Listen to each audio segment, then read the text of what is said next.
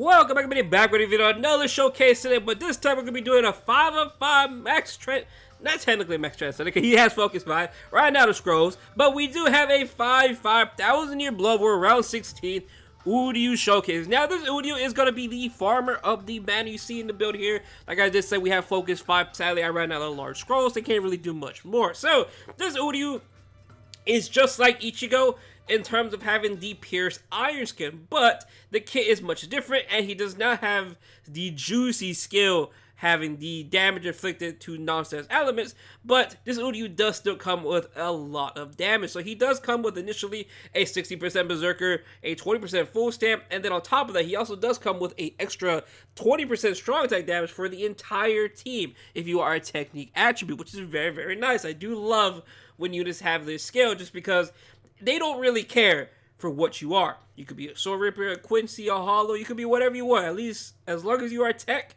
you will get the strong tech buff, which I do love a lot. So, this URYU's kit is a little bit iffy. His SA1 is about a 60% or 40%, I really don't remember.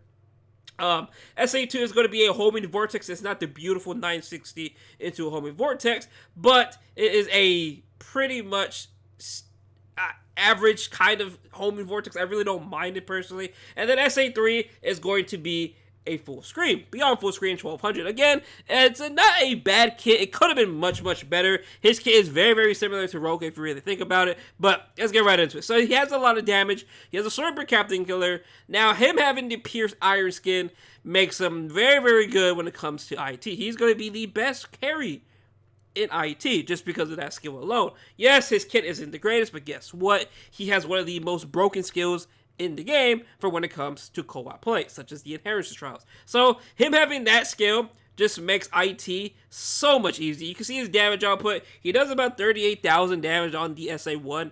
SA3 does about 43,000 damage, around 38,000 damage. Again, very, very nice numbers. And then lastly, the SA2, which is a homing vortex, does about 3,500,000 damage.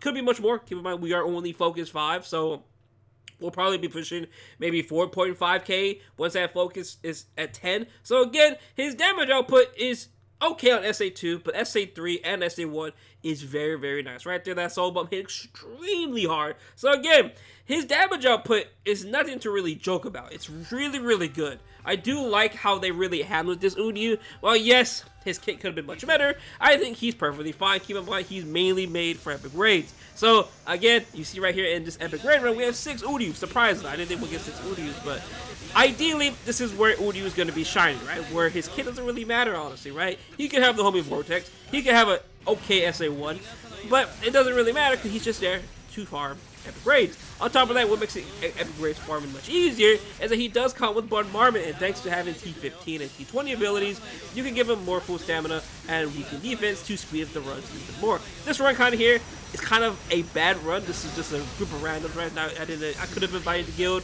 and done all that, but I did not want to see how it is just by myself, right? So again, this URYU is literally the perfect farmer for when it comes to the tech attribute. Now, do I think he's a must summon?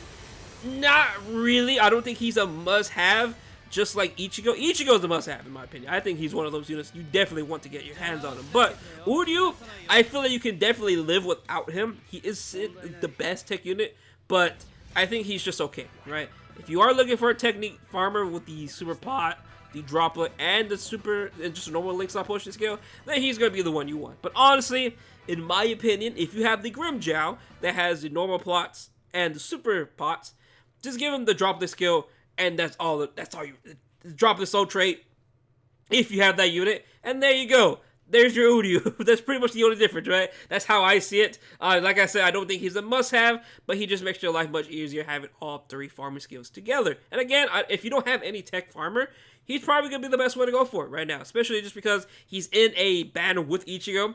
Any banner with Ichigo is insane, and obviously they're always going to be the banner together, right? Because they came out together. But again, I think he's great. I think he's not, I don't want to say he's perfect, but he is the perfect farmer.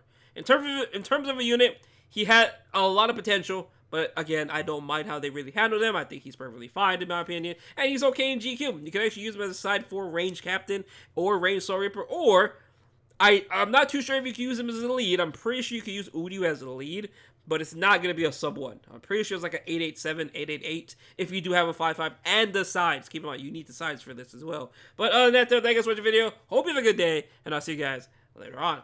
Peace out.